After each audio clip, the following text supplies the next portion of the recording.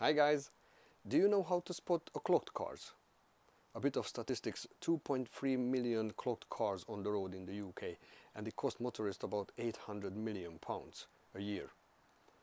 One of 16 cars has a mileage discrepancy. Of course they're doing it because it can increase a value of a car with around £4,000. And there are certain makes, popular makes like Volkswagen. If the seller can reduce the mileage with about 60,000 miles, then the car value can be doubled. So that's the reason they do that. I don't really like it, but I'm gonna tell you how you can avoid and how you can spot clocked cars. So follow me. So what I would suggest, to do a thorough check on the car itself. That's very important. Every sign is visible, and that's going to help you to determine whether the car's mileage is legit. So I'm going to show you a few tips and tricks how to check and what to check on a car. So here is one of my car. I'm gonna be able to show you exactly what to check and how to check on the car. Let's talk about the paint. On the front bumper, headlights and the bonnet, you should see many signs of chips. As you can see, look at that. That's typical of a high mileage car. Another thing I like to check is the windscreen against chips. Look, look, look. Another and one more important thing, you might find that the car was repainted. Use the side wings or the door as a benchmark. What's the paint quality, and compare to the bonnet. You might find painting signs on the edges. So then you'll be able to ask the seller what's the reason it was repainted. So that's about the exterior, but let's get into the interior. What we're going to look for is really shiny surfaces. I've seen questions about what's the rough mileage when these really shiny surfaces start to appear. My experience is around 100,000 miles.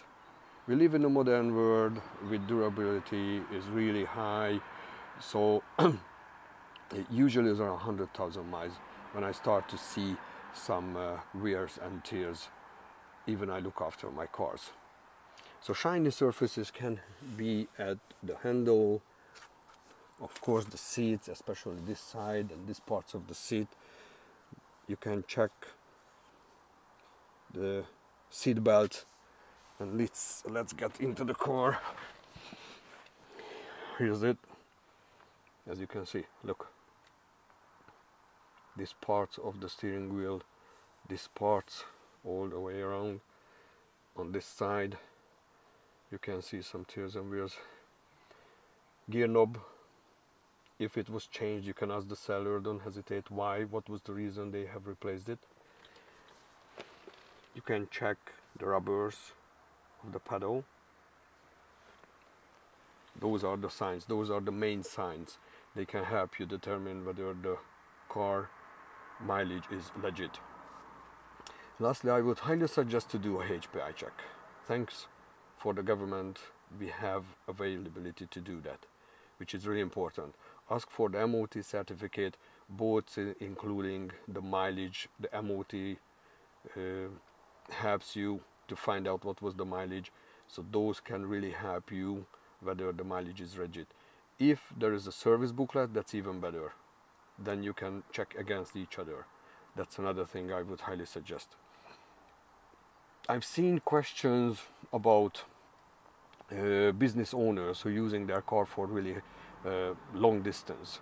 Those are the low PCP contracted leasing.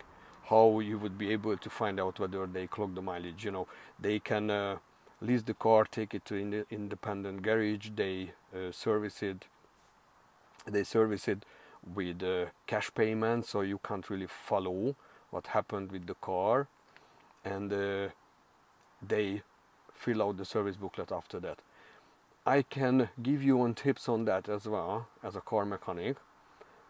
but I'm going to do it in my next video, because we're gonna go into more depth how to spot a clocked car in our video in our group.